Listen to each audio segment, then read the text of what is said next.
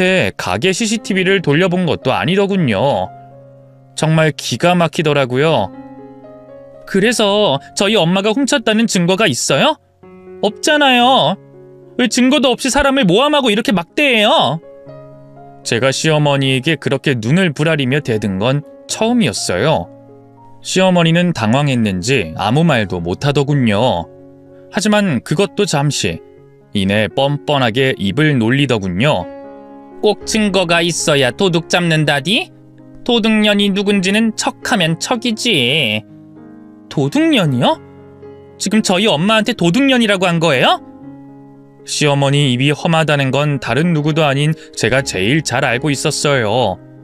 하지만 설마 저희 엄마에게까지 그렇게 모욕적인 욕을 할 줄은 몰랐죠. 정말 머리 끝까지 열이 오르더군요. 그 자리에서 당장 시어머니를 죽일 수도 있을 것 같았어요. 상황이 그쯤 되자 저희 엄마는 제가 일을 칠까봐 걱정이 되셨던가 봐요. 미호가 이제 그만하자, 응? 아무리 그래도 시어머니한테 그렇게 대거리해서 되겠니? 엄마는 지금 이 상황에서 그런 말이 나와? 엄마한테 도둑년이라잖아. 당장 돈이 없어졌는데 그런 말이 곱게 나가겠니? 일단 사부인하고 같이 없어졌다는 돈부터 찾아보자. 사부인도 그게 낫겠죠? 딸 가진 게 죄라고. 엄마는 그 와중에도 시어머니의 눈치를 봤어요.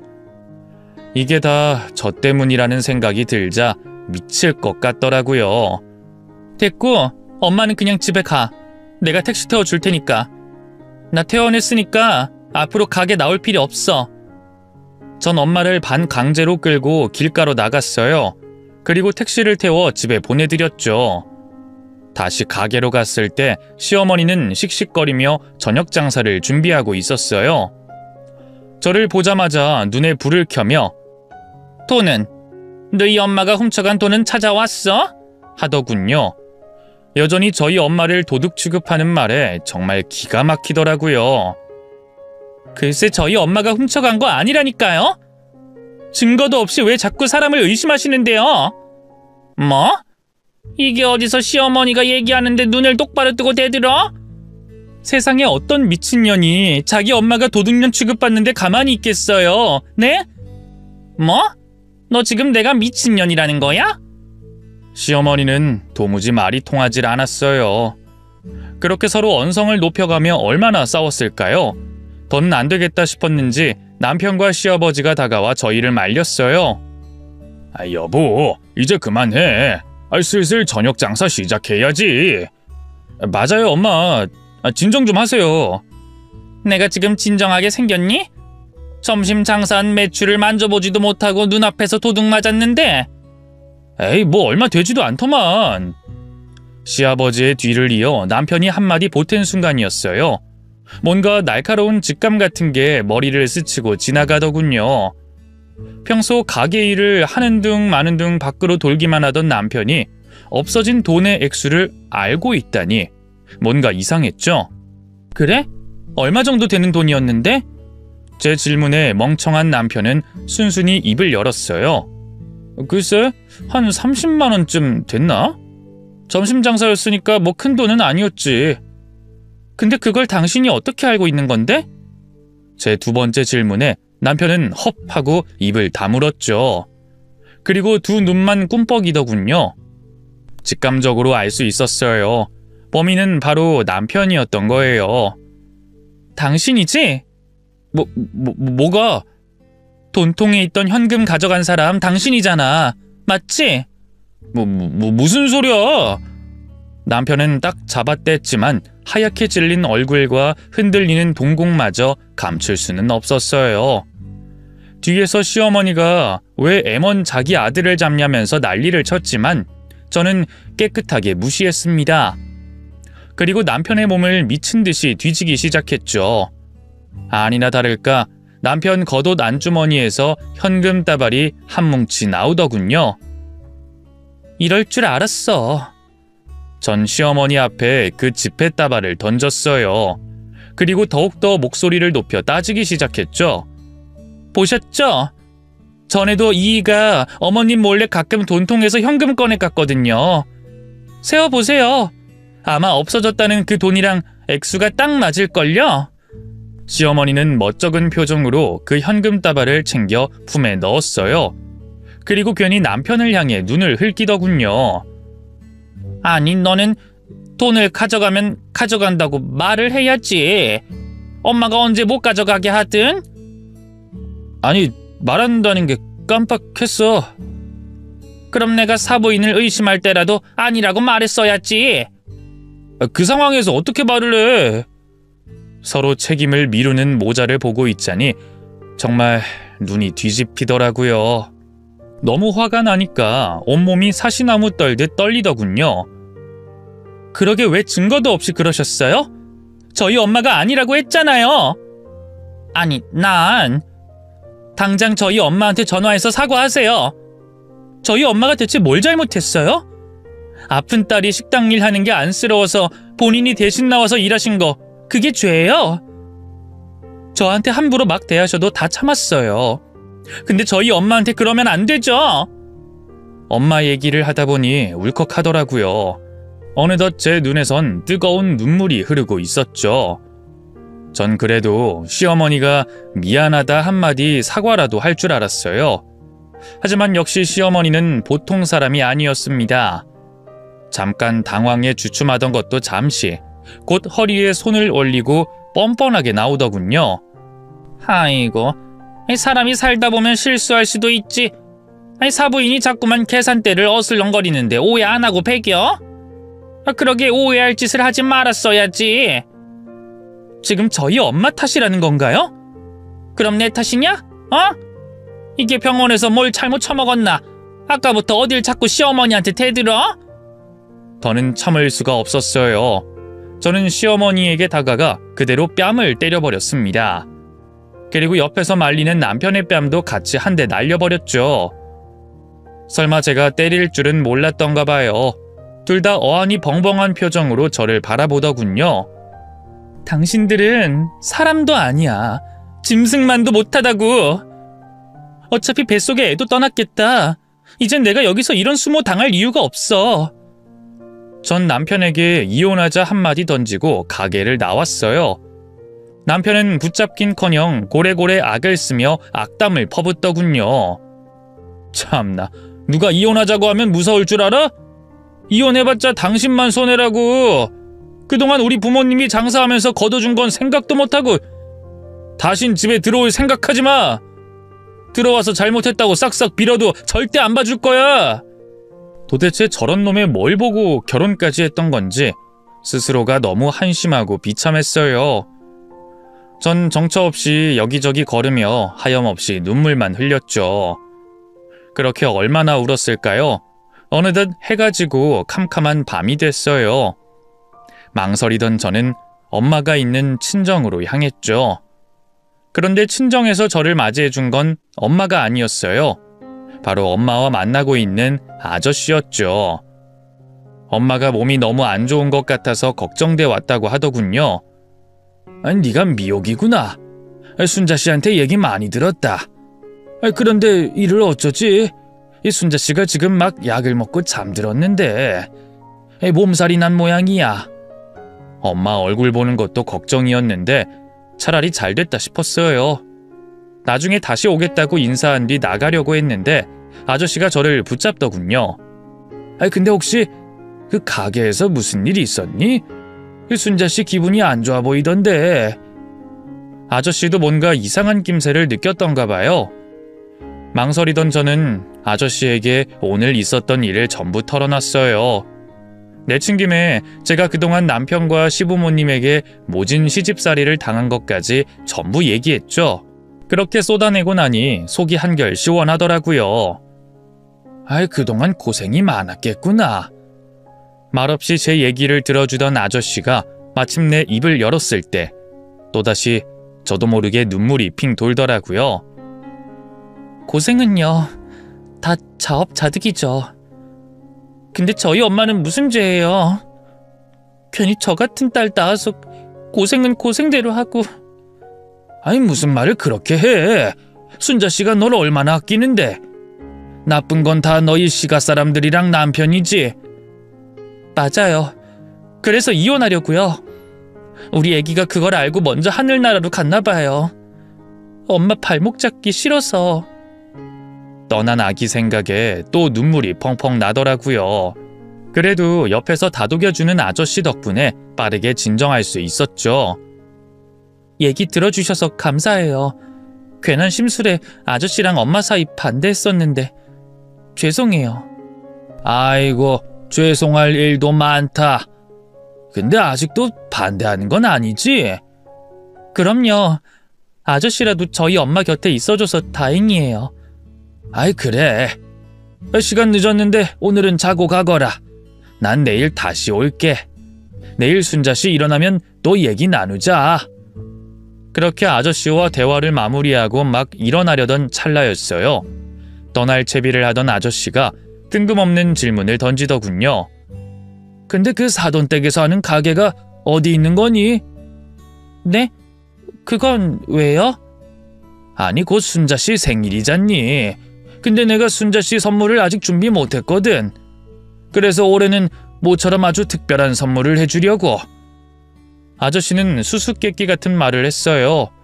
엄마 생일 선물과 시가 가게 위치가 대체 무슨 상관인 건지. 하지만 궁금하실 수도 있겠다 싶어서 위치를 알려드렸고요. 그 뒤로 그 일을 까맣게 잊고 살았죠.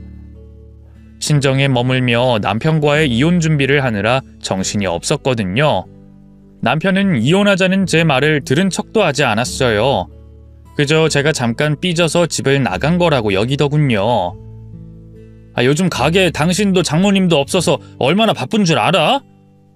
시위 적당히 했으면 그쯤 하고 들어와. 엄마도 당신 용서한다니까. 뭐? 누가 누굴 용서해? 그만 좀 해라. 우리 엄마 돈에 예민한 거 알잖아. 순간적으로 장모님이 도둑인 줄 알고 오해해서 그런 건데 언제까지 그걸로 사람 피말릴 거야? 됐어. 더는 이렇게 당신하고 감정적인 소모하고 싶지 않아. 이혼 서류 보낼 테니까 도장이나 찍어. 야, 이혼이 누구네 집 개 이름이야? 뭘 자꾸 이혼하재? 막말로 네가 이혼하면 뭐 헐리우드 배우들처럼 멋지게 살 수 있을 것 같아? 그것도 다 돈이 있어야 하는 거야.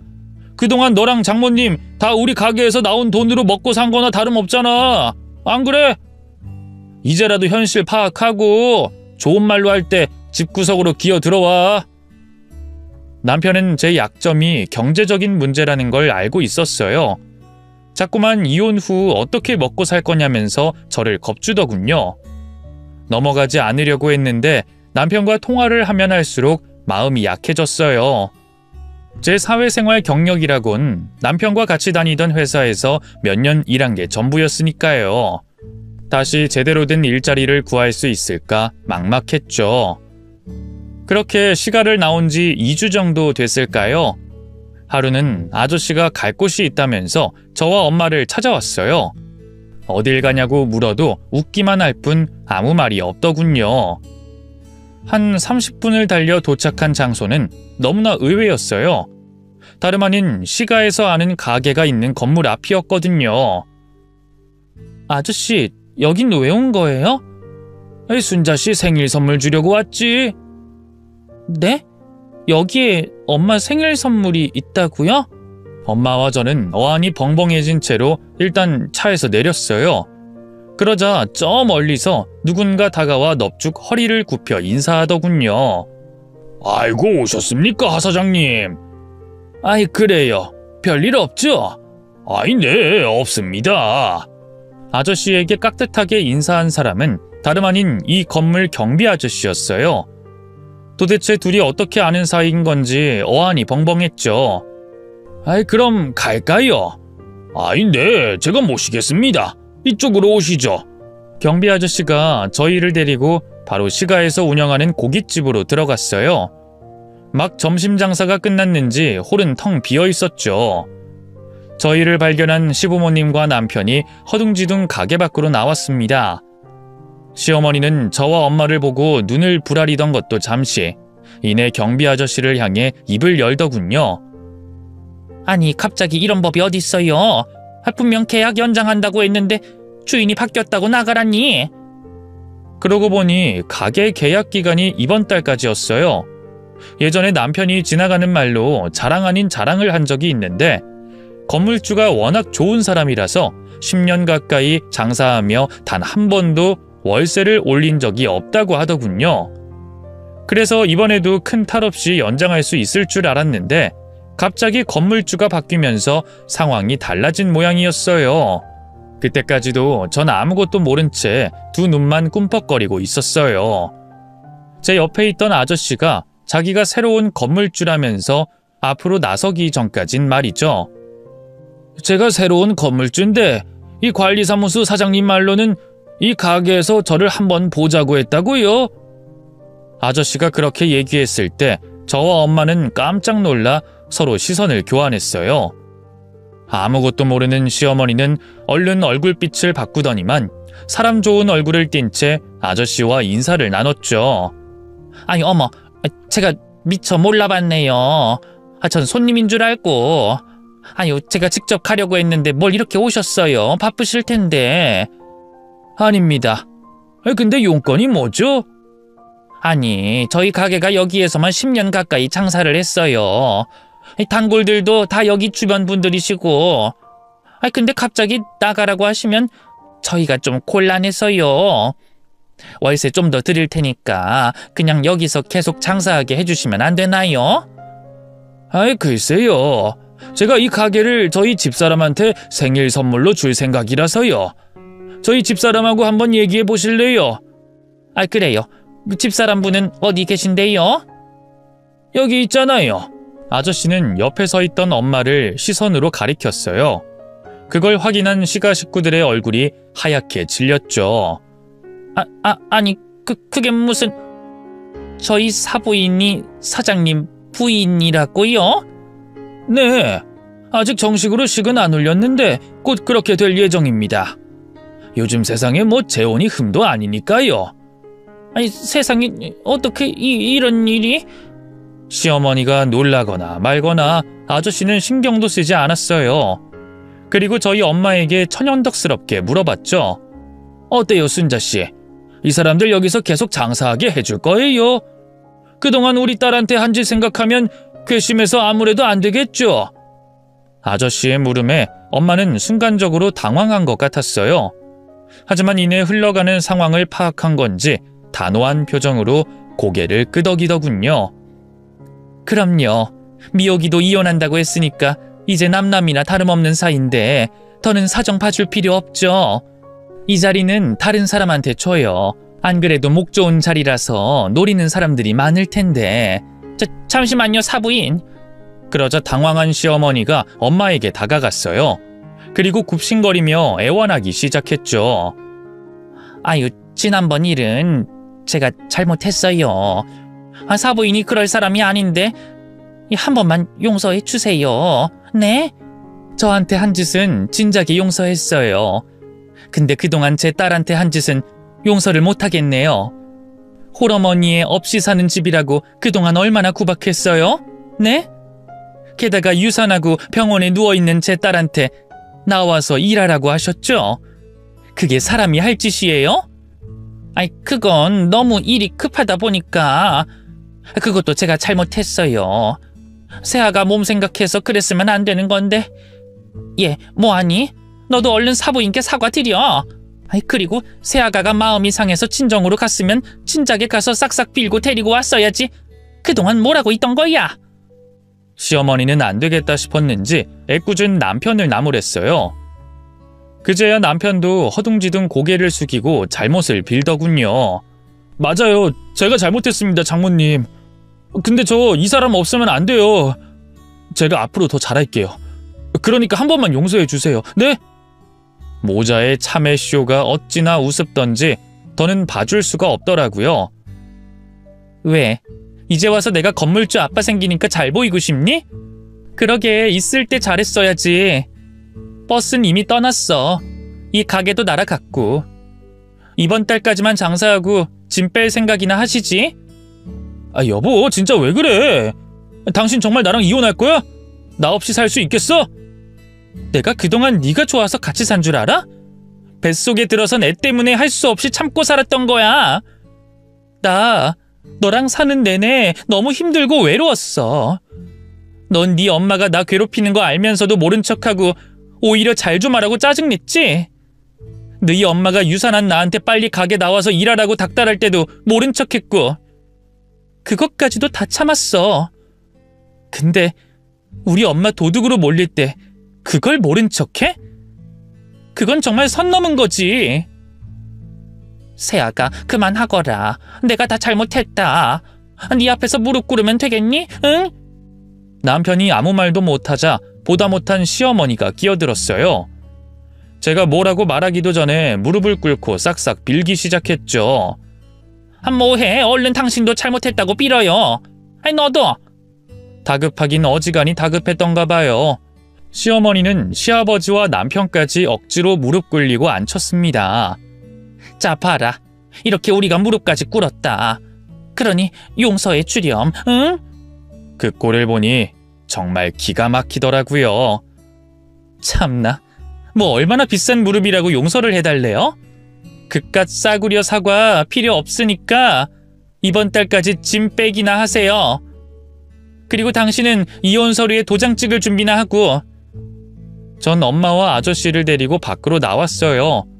놀란 시가 식구들이 허둥지둥 달려나와 붙잡았지만 뿌리쳤죠. 돌아가는 차 안에서 전 아저씨에게 감사 인사를 전했어요. 아저씨는 그저 엄마에게 생일 선물을 해준 것뿐이라면서 허허 웃더군요. 알고 보니 아저씨는 저희 지역에서 제법 유명한 땅 부자였어요. 시가에 저희 모녀 대신 복수해줄 속셈으로 남편네 가게가 있는 건물을 무려 시세보다 2배 더 비싸게 주고 샀다고 하더군요. 그 뒤로 아저씨는 정말 시가 식구들을 내쫓아 버렸어요. 그리고 그 가게에 새로 들어온 세입자는 똑같은 업종으로 장사를 시작했죠. 꽤나 실력 좋은 사람이었던지 금세 이전 손님들을 싹 잡았더라고요. 시가는 가까운 곳에 가게를 다시 열었지만 결국 빼앗긴 손님들을 되찾아오진 못했습니다. 그 사이 전 아저씨의 도움을 받아 남편과의 이혼 소송을 준비했어요. 남편이 끝까지 이혼은 안 된다며 버텨서 결국 법의 힘을 빌릴 수밖에 없었거든요. 그리고 지리멸렬한 법적 다툼 끝에 마침내 자유의 몸이 될 수 있었죠. 사실 전 인과응보를 믿지 않았는데요. 전 남편과 시가를 보면 확실히 죄짓고는 못 사나 봐요. 가게 이전 후 시가가 운영하던 식당은 거짓말처럼 망해버렸어요. 원래 장사라는 게 위치가 참 중요하잖아요. 그런데 유명한 맛집이라는 자신감 때문일까요? 시가는 이전 가게보다 평수는 훨씬 넓은 대신 사람들의 왕래가 많지 않은 후미진 골목에 가게를 냈어요. 자연스레 손님들의 발길이 줄어들기 시작했고요. 자꾸만 쌓이는 재고를 폐기 처분하지 않고 팔다 보니 음식의 질도 점점 나빠졌죠. 결국 이전한 지 2년도 안 돼 시가의 가게는 문을 닫고 말았습니다. 거기서 끝났다면 그나마 다행이었을 텐데 전 남편이 좀 무모한 구석이 있거든요. 가게가 망하면서 생긴 손해를 메꾸겠다시고 코인에 손을 댔던가 봐요. 전 잘 모르는데 사람들 말로는 주식보다 훨씬 무서운 거라고 하더군요. 도박이나 다름없다고요. 전 남편이 어떻게 했을지 안 봐도 뻔해요. 제대로 공부나 하고 덤볐으면 모를까. 또 친구들 말만 믿고 그냥 무대뽀로 투자했겠죠. 결국 전 남편은 시부모님이 평생 고깃집 장사로 벌어둔 돈을 몽땅 날렸고요. 심지어 억대 빚까지 지고 신용불량자가 됐다고 하네요. 지금은 방에 틀어박혀 허구한 날 술만 마시고 시부모님이 그 뒤치다꺼리를 하고 있다는데 그 인간들과 한때 가족이라는 이름으로 함께 살았던 만큼 씁쓸한 마음이 드는 것도 사실이에요. 하지만 이미 남보다도 못한 사이가 된 만큼 더는 신경 쓰지 않으려고 합니다. 반면 저와 엄마는 누구보다 잘 살고 있어요.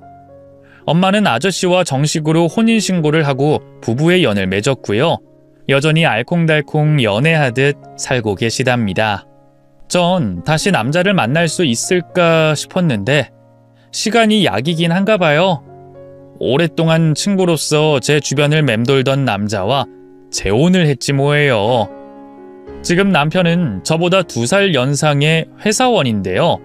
전 남편과는 다르게 참 다정하고 성실한 사람이랍니다. 제 지난 과거를 다 알고 난 뒤에도 손가락질하긴커녕 그동안 고생했다면서 안아줬죠. 남편과 저를 꼭 닮은 딸과 아들도 한 명씩 키우고 있는데요. 큰딸이 어느덧 중학생이 됐고 아들은 올해 초등학교를 졸업해요. 아이들이 쑥쑥 크는 걸 볼 때마다 시간이 참 빠르다는 걸 실감한답니다. 그래서일까요? 때론 전 남편과 시가 때문에 버렸던 제 지난 청춘이 아깝게 느껴지기도 해요. 하지만 이미 엎어진 물을 다시 주워 담을 수는 없잖아요. 또 과거의 일들이 밑거름이 됐기에 지금의 제가 있는 거겠죠. 그러니 지금 힘든 시간을 보내고 계신 분들이 있다면 활짝 만개할 날을 기다리며 힘내셨으면 좋겠습니다. 긴 얘기 들어주셔서 감사합니다.